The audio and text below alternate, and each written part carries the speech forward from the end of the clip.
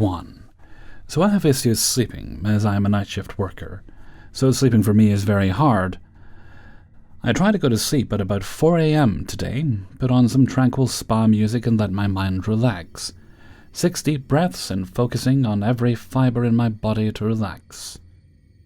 Now it's important to note that I'm not someone who suffers from bad dreams or someone who has had sleep paralysis.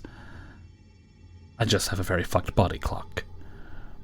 It is important to note as well, I have a spiritual side. I am a spiritualist Wiccan, but I'm not fully practicing. I know how to protect myself, and I'm in full knowledge that there are some things we can't explain.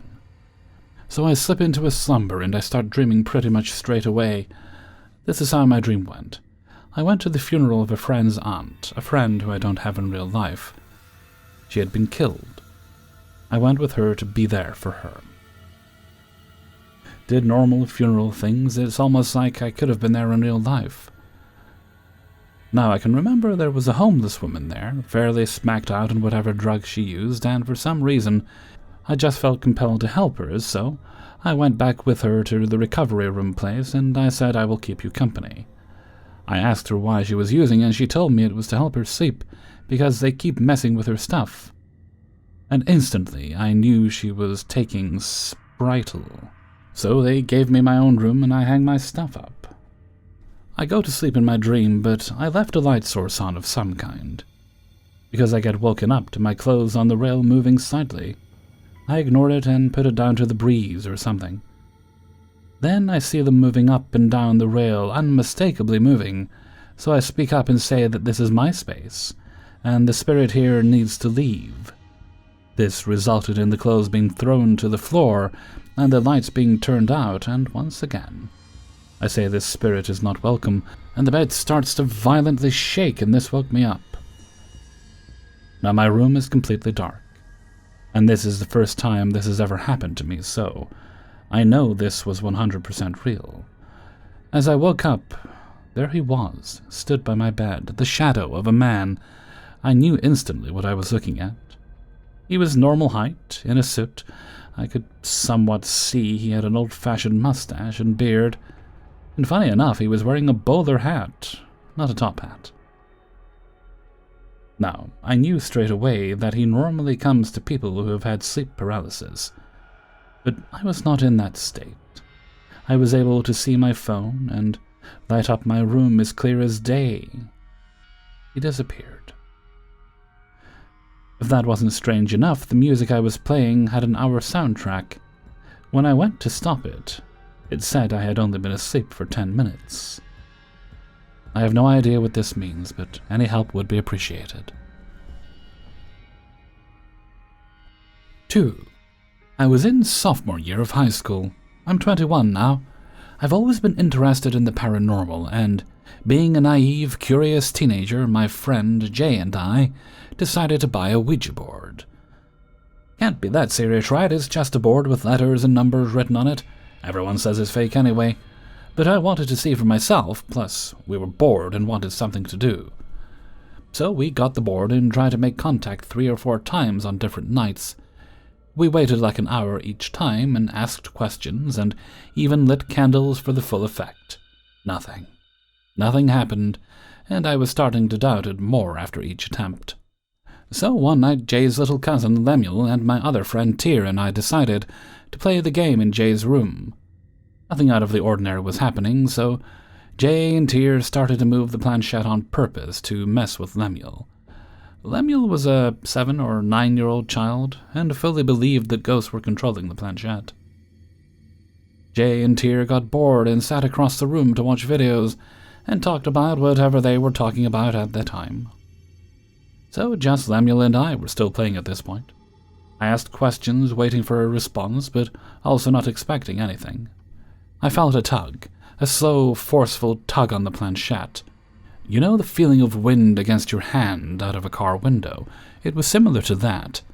It was a force I could feel. It was an instant invisible pressure that was suddenly guiding the planchette.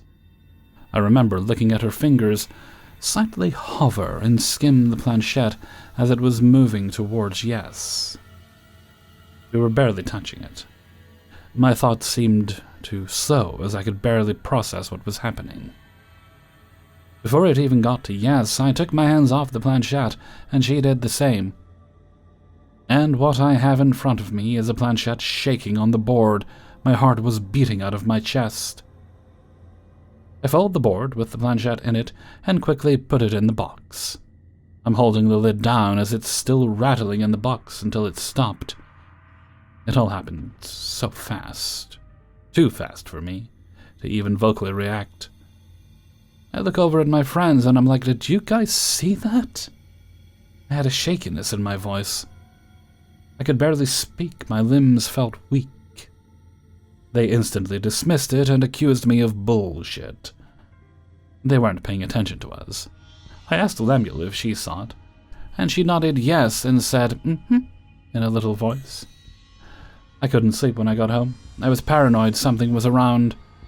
I talked about it more with my friends, and they didn't take me seriously and never believed me. This made me question what really happened, and if it actually happened. I wonder if I hallucinated about it, but I don't think I did.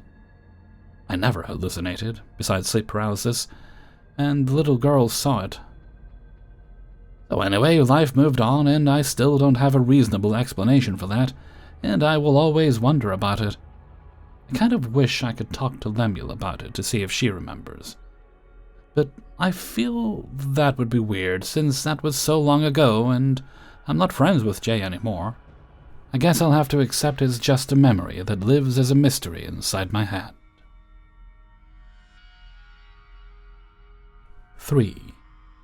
August this past year, my family stayed at an Airbnb in Purcellville, Virginia, 10 minutes outside of Harper's Ferry. Look up the Jim Brown grade, and about 45 minutes away from Gettysburg.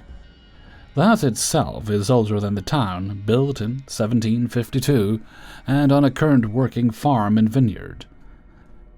There's a room just over the kitchen, and my husband and I stayed in this room over the kitchen, as the bedroom directly in front of the stairs gave me the creeps. It had the original fireplace in there, but something when I walked in just felt off. My sister and brother-in-law stayed on the floor above us. That room has its own window AC unit. The house has no AC, just individual in-room units. We arrived on a Sunday. Monday morning, my dad asked me about footsteps from the night prior. He said he was sitting at the kitchen table on his computer. I could hear footsteps walking through the house above him. My dad had also been making jokes, and tends to be a little theatrical with his humor, leading up to vacation, calling it Ghost Central, so I told him our room is above the kitchen and I wouldn't think anything of it. It was probably just one of us getting ready for bed.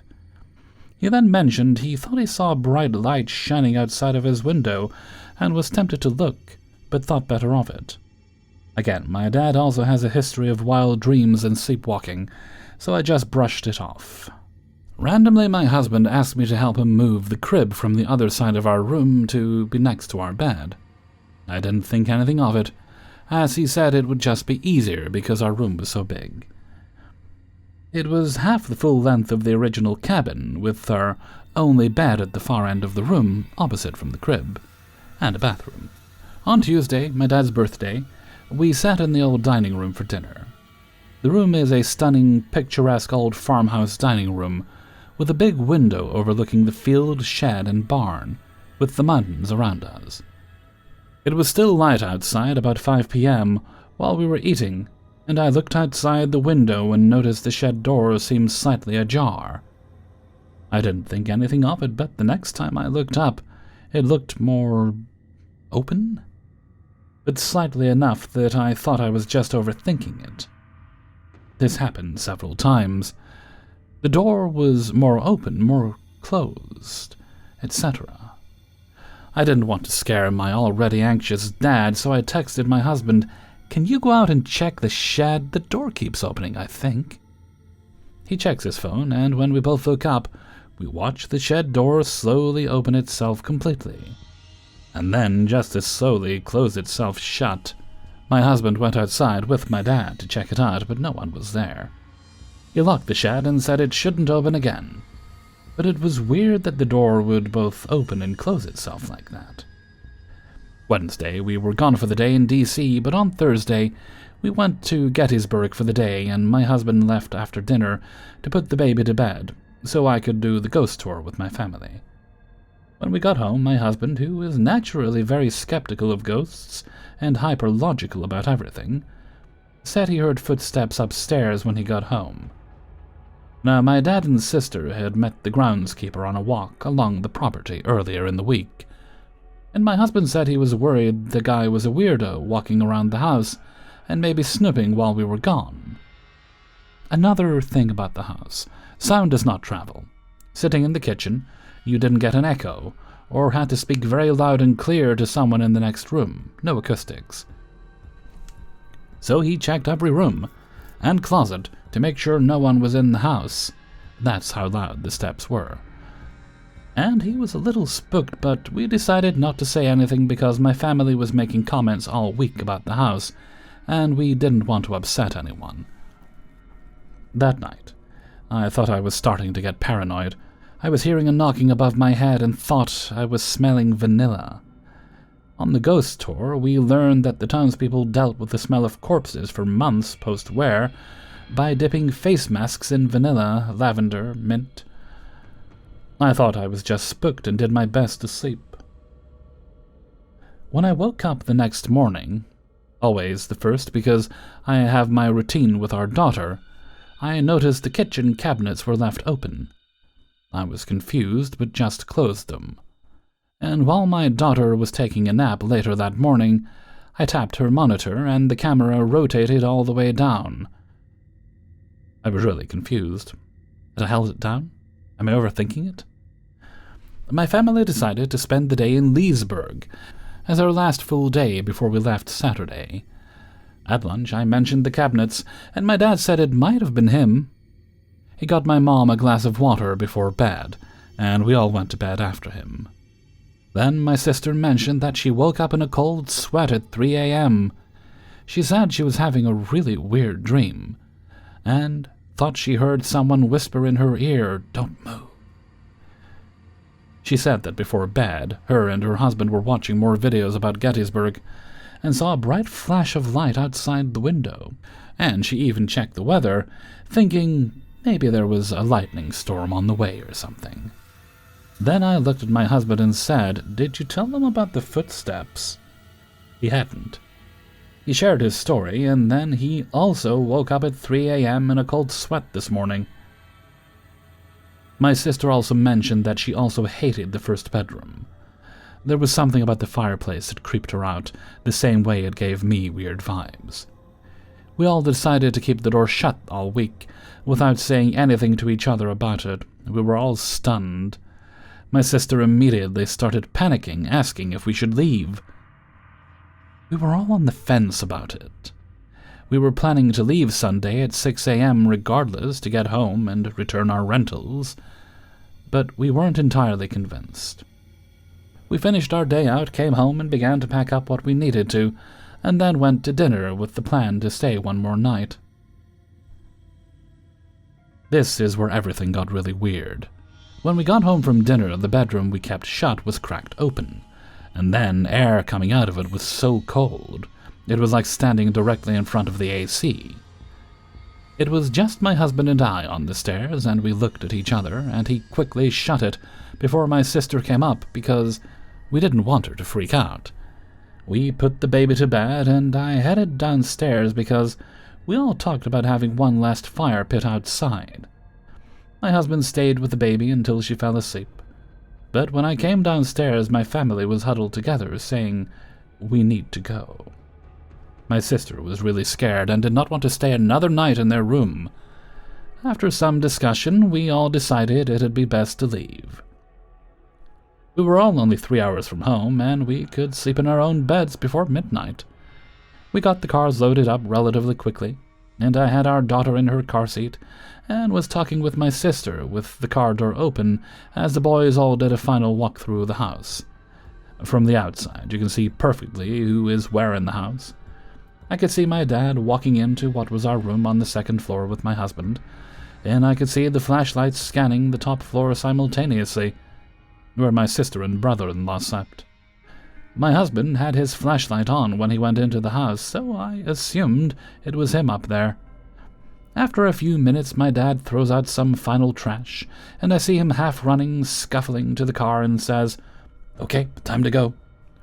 We start heading down the driveway and turned to my husband and asked why he didn't just turn the lights on upstairs when he checked. He said it wasn't up there, that it was my brother-in-law. My dad yelled up the stairs asking if my brother-in-law was up there, and my husband heard, "Yep, I'm up here." At that point, my sister calls me. I ask her if brother-in-law was upstairs to do a final sweep. He said no, he didn't go upstairs, and my dad, in their car, confirmed it. My dad said he yelled up the stairs as if he was there, and brother-in-law yelled from the first floor, "No, I'm in the kitchen." When everyone asked why, I told them what I saw.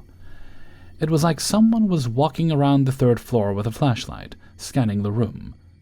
My dad mentioned that when he went into my room to check it, his flashlight started to die, and when he stepped into the hallway it came back on. My husband agreed, and shared when he went into our room with my dad he felt suddenly numb. And while my dad was locking the house up on the keypad, he started the 4-digit code, and the house locked itself on the second number. And when he went to throw out the last of the trash, his flashlight started to die again. That's when we all saw him shuffling to the car. Oh, and when we tried to find any information on the house, it's so old and historical, there's got to be something, right? We found nothing, except the 2020 Zillow listing from the last owner, who literally had 6 packed paragraphs of information about the house, and under what the owner loves about the house is one sentence. The house was a Civil War field hospital, and then goes on to talk about the home's 66 acres and nearby locations. Needless to say, after all of that, we felt better about coming home and not spending another night. Sometimes I wonder if the ghosts just get comfortable and familiar, and as more weird shit happened leading up to the night we left, I would not have been able to sleep that night. The owner texted my dad the next day to give checkout instructions, and my dad said, "We left last night. I'm sure we're not the first to tell you this, but your place is haunted." The owners were surprised and said we were the first to say so, and asked what we experienced, and that it was a Civil War field hospital per Zillow. They simply said, "Well, it's definitely had its history," and asked us to leave a review. We didn't. Anyone have any interesting history on Purcellville during the Civil War? 4. My boyfriend and I often go to Hobby Lobby to shop for silicone baking molds and other fun things for the house. Sometimes if the kids are at their grandma's, we go for drives and just end up there. We went one afternoon after work, and I picked some things up for my daughter's birthday party. I was determined to bake her cake and cupcakes and not buy them like I normally do. We got home late, maybe 9 p.m. The closest one is 40 miles away. We lugged all of our finds inside of the house. I sat on my kitchen floor and began de-tagging and sorting all the different items.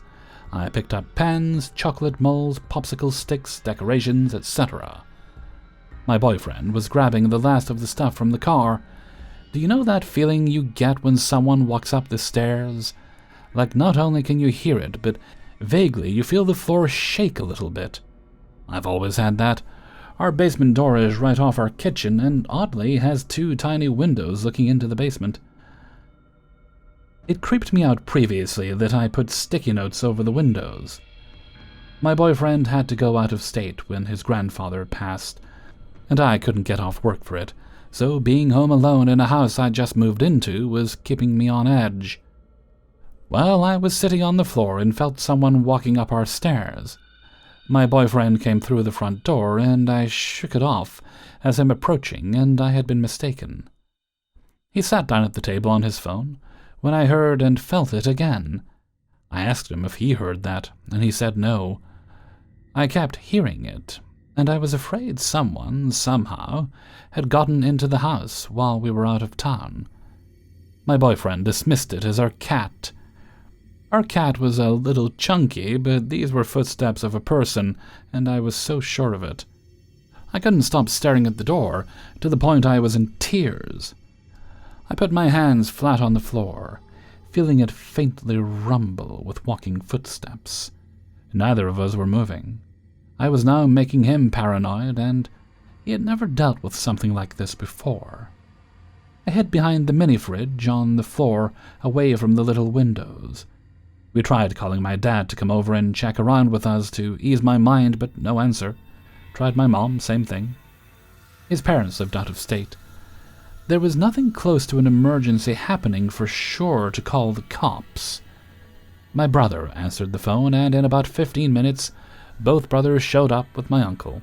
One checked the yard, and the other checked the basement and garage with my boyfriend, and my uncle stayed and talked to me to calm me down. No one was found. Everything was locked. Usually I would expect them to give me crap about being dramatic when nothing out of the ordinary was found, but they could tell my fear was genuine. The second time this happened, we had witnesses. I decided, last second, I wanted to know how to clean out my dryer. I'd seen a ton of TikToks about house fires happening from dryers that aren't maintained properly. It was close to 10:30 or 11 p.m. I got pieces apart and cleaned, but I couldn't put a certain part back on. I called my mom, and her and my brother came over. All of us are night owls, so calling them this late for something isn't out of the ordinary. All four of us were sitting by my dryer, my laundry is in my kitchen, and they heard the footsteps way before I even did. They went down and looked, yelling to scare anyone there to get the fuck out of this house or to come out. These footsteps were loud like boots. Again, they found nothing. To this day, I still get left home alone with my 3-month-old during the day, and I hear it from time to time. I avoid going near the basement until everyone is home. 5. I grew up in an extraordinarily haunted 2-story house on Saxony Lane in Houston, Texas, in the late 90s. Occupants of the house included myself, the oldest daughter, Jacqueline, my little brother, Kenneth, my mother, Norma, and my father, John. My father had grown up in the Saxony house with his 3 siblings, David, Karen, and Kristen, and later decided to buy the house from his father when he was ready to start a family. Lucky me. At the Saxony house, we would see, hear, and experience paranormal things on a regular basis. Constant night terrors, dark and translucent figures standing or running down the hallway that connected our bedrooms, toys and trinkets flying across the room, the piano playing a sweet lullaby by itself, doors opening and slamming shut, lights flickering or turning on and off, TV sets switching to static, shadows engulfing you while your back was turned, boots stomping up and down the upstairs hallway or the stairs while we were playing and eating in the family room or kitchen downstairs. One time, while my dad was away at work, my mother called the police because she thought there was an intruder stomping around and breaking things upstairs, but the police came and found no one else in the house.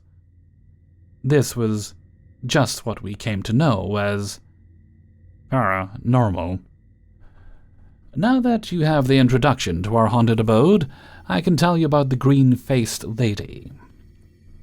I'm 28 now, but when I was a small child, around the ages between 4 and 11, I think it's fair to say my memory started to form around the age of 4, there was this green-faced woman who would appear in my reading nook in the southwest or upper left corner of my room by my closet. She would torment me, call me names, tell me to do unspeakable things. She would cackle and reach out her wretched long finger to point at me. As you could imagine, I would freak the fuck out when this first began happening. I would cry and scream to my parents downstairs. They would lock me in my room upstairs with a gate that I was too small to open. Sometimes they would come up and try to console me and open the gate, but I'd be trembling and crying and explain that the green-faced lady wouldn't let me leave the room. I can't accurately tell you how many hours I spent of my childhood being tormented by that green-faced woman. But eventually, her tricks and scare tactics got old and tired as I aged. I never understood her motivation or what she wanted. My father's sisters lived in that bedroom before me, and the green-faced lady knew them as well. After my family left the house, my father sold the house to his sister, Karen. I have no idea why we're choosing to keep this cursed house in our family, and my younger and same-aged boy cousins moved into that room. They told me that the green-faced lady tries to scare them and make them feel bad about themselves, but they just ignore her. I think if any rational human saw the green-faced lady and experienced her nightmare bedroom, they'd faint from fright. At this point, it's almost like she's a part of our family. I wonder when she'll decide to retire. Hey everybody, Hellfreezer here, and thank you very much for listening to Paranormal Stories, episode 349. And thank you very much to everybody who allowed me to use their stories in this video. Before you go, please do poke the like button. And if you'd like to get the videos a little bit early, then you can support me for as little as $1 a month, or more if you like, through my Patreon, which is linked in the description, as is the Hellfreezer Teespring store where you can buy Hellfreezer merchandise. You can also make donations during streams or videos like this one. While you don't have to, I do appreciate it, and it's been helping me out a lot. Currently just under 200 and something. I'd like to get that up, maybe 300 or 400 would be great. Alrighty, let's see. No other business today, so let's move right along to Hellfreezer's question of the day. And today's question is, this one was inadvertently supplied by one of my moderators, Shigar. He didn't mean to do it, but he's responsible nonetheless. You see, he's a very naughty man. He likes to tease me about the fact that in the UK, a very common thing to have your washer and dryer in your kitchen. They're usually beside the sink. Perfectly normal thing to do. And while I'm sure there are houses in the UK that have a separate laundry room and such for it, it's not the most common thing here. It's certainly not what I grew up with. So I'm wondering, those of you who live in the US, or if you live in other countries as well, please do let me know, how many of your houses have a washer-dryer hookup in the kitchen? Right, the unit is in there, it's part of the kitchen, you don't have a little separate room for it. Let me know what you think in a comment below. And with that, I'm going to head off for now.